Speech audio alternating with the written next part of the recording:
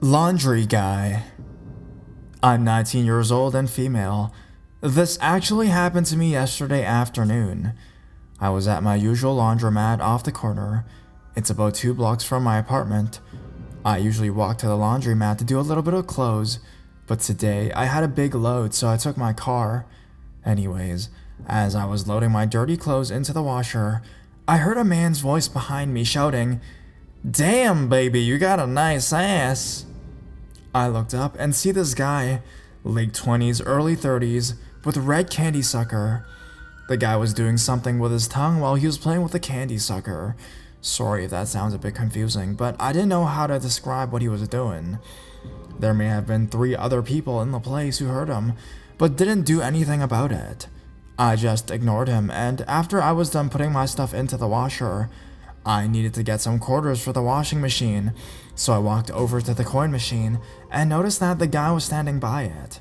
Again, I ignored him, and I was about to put in my money. The guy goes, "You know, if you want some singles, all you have to do is show me some skin, right?"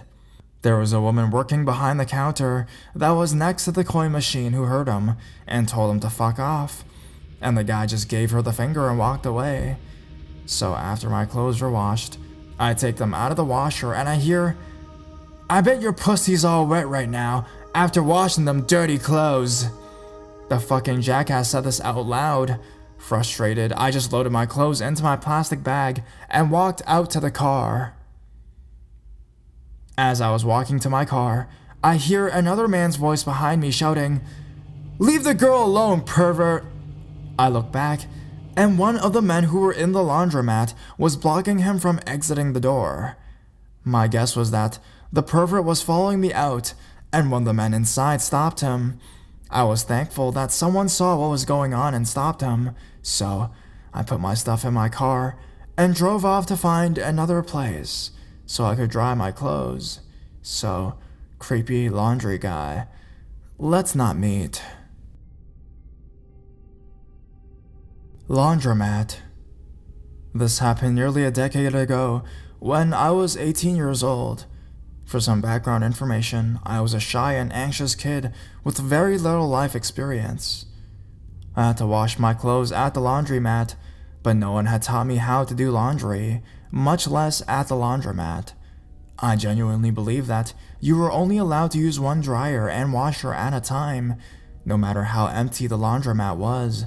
So, I put it off until all my clothes were dirty, which would create larger loads, and therefore, I was spending up to 6 hours at the laundromat every few weeks. I'd bring my laptop, and occasionally, I could find a weak, unprotected internet signal I could use. Wireless wasn't much of a thing in rural areas back then. So anyways, I'm at the laundromat, playing a really old Facebook game that doesn't exist anymore. A scruffy-looking man came and sat down next to me.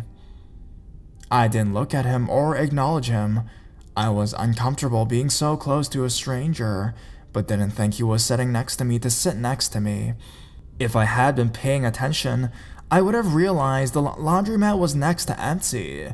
So we sit like that for a few minutes, and I refused to acknowledge his existence because I didn't know how to handle social interaction. He sits quietly the whole time, but eventually reaches over and starts to type on my keyboard, which is in my lap. I'm shocked, and I finally look up, and he's grinning at me. I didn't know what to think. Who the fuck types on someone's keyboard? He didn't activate any keys to screw anything up, luckily, but it still felt very invasive. Before I say anything, he says, "I would have been great at these things if I hadn't spent my life in prison." I don't remember how I responded to that, but he launches into his life story about going to prison for drugs when he was a kid, how he was such a smart kid and would have been a millionaire genius if he had the chance to grow up with computers, if he had not gone to jail. I don't remember how I was responding to this, but I'm sure I was responding. My responses were most likely quiet, generic responses to keep him happy until he would finally go away. Like, "Oh, interesting. Wow, I'm so sorry," etc. Across the parking lot from the laundromat was a shady apartment complex where you rent by the day. It's always kind of sketched me out, but people fall on hard times, and I never really thought about it twice. So the guy keeps talking to me, and I don't know how long the conversation lasted, to be honest, but it felt like it took forever. He really wanted me to know that he would have been a computer genius if he hadn't gone to prison for selling drugs. Maybe he would have been. I don't remember if he talked about anything else or asked me about my life. Finally, he wanted down, and I don't remember if he left first or if I left first, but I think he was getting ready to go. He tells me that him and his girlfriend live in the apartment across the parking lot. He tells me that I should come over, and I say, "Oh yeah, maybe sometime." He gives me his number, and I can't remember, but I think I may have given him mine. He keeps telling me to come over sometime, and I keep agreeing that yeah, one day I will. Finally, he gets really serious. It's the first time he doesn't have a smile on his face. He says, "No, really, come over sometime." I nod my head, and he leaves. He never called me, thank God. I told my parents, and they got me a washer and dryer immediately. I had to go back to the laundromat a few times over the next few years after that, and encountered a few more creeps, but no one near as bad as him. No, let's not meet at your apartment.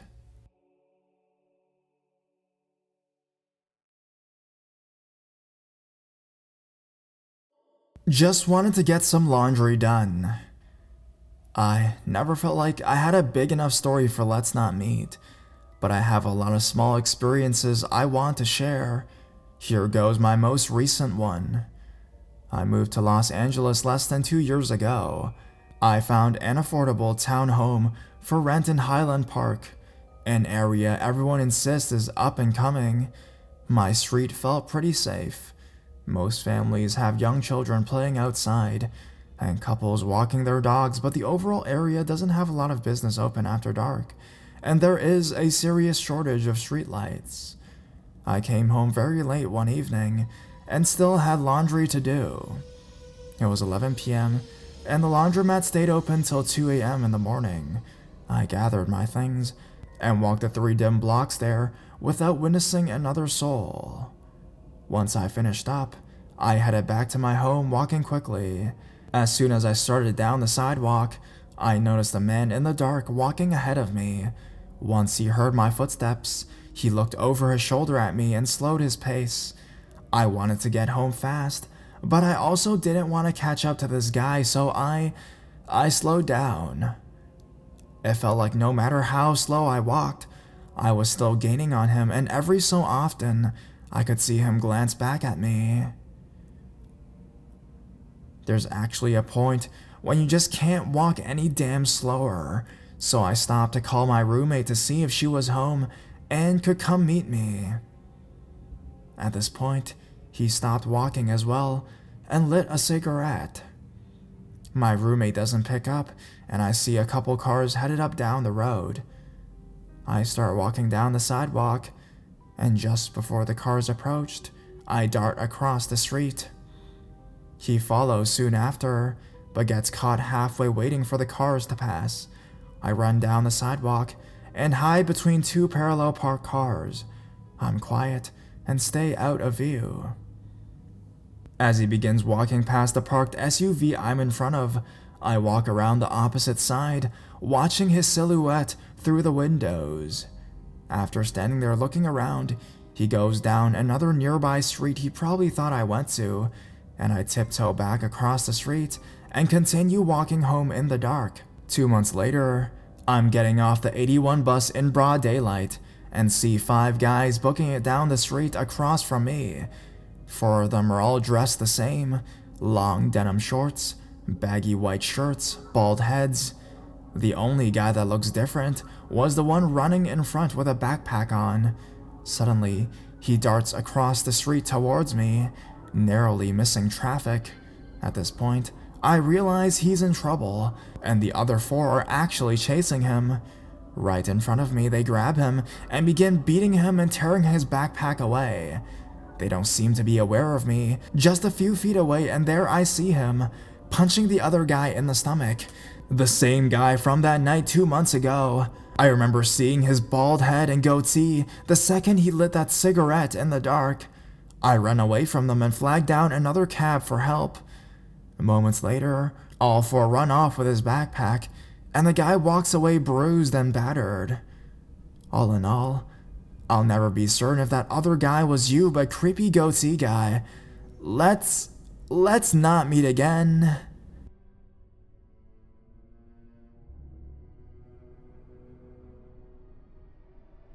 Laundry can be deadly. I've told this story online in other arenas.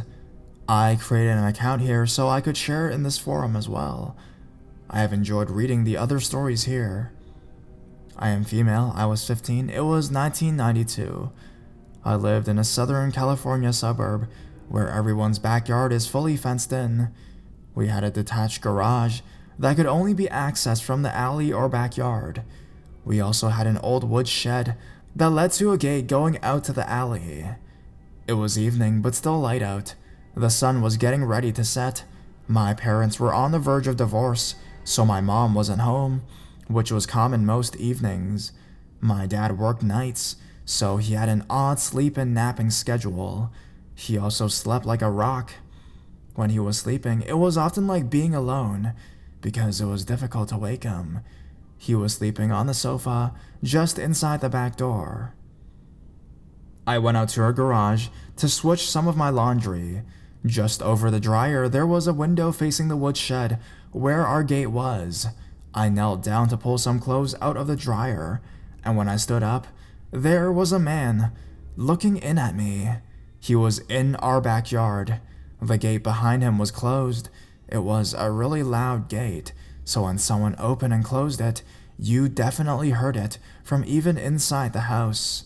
I hadn't heard it, so it was clear he had been there a while I walked out and had actually watched me. He didn't say anything that I can recall. He just started to walk towards the door to get into the garage. I remember just thinking, I need to get out of this garage, because otherwise he will come in and I will be trapped here. This was because the garage door opener was right next to the door you had to walk through to get in from the backyard. The door I came through. I ran out into the backyard where he was. I had no other choice. The back door to our house consisted of French doors, and the one door was open because I often left it open when I was just running out to grab laundry. I thought about running into the house, but he wasn't very far away from me, and I was afraid he would run in behind me before I could run in and get the door locked. He was probably in his late 30s, maybe around 5'9", and had longer hair. He started to just walk towards me without saying anything. I froze. I thought perhaps I could run past him around the side of our house and jump the 4-foot fence to the front yard and run and start screaming. We had an active neighborhood, and I knew most of our neighbors. I was certain if I did that, someone would help.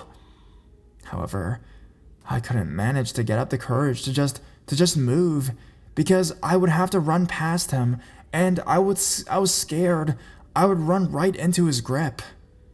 Just then, our dog came bolting out and began barking ferociously, and he backed up a bit. She was a small dog, but it was enough. She was followed by my dad, who's 6'3" and pretty big. He yelled out, "Hey, who the fuck are you?"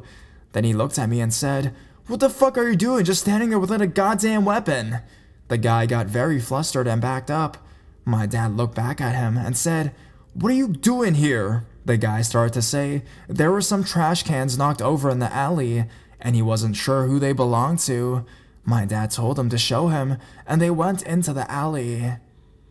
My dad came back a few minutes later and said there were no garbage cans knocked over, and that the guy's car was parked a few houses down in the alley. In the end, my dad didn't end up calling the police.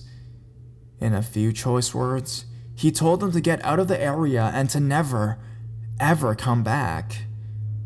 It just wasn't really in his nature to call the cops because he himself was a gun owner and came from a bad upbringing and had a mentality of handling things on his own.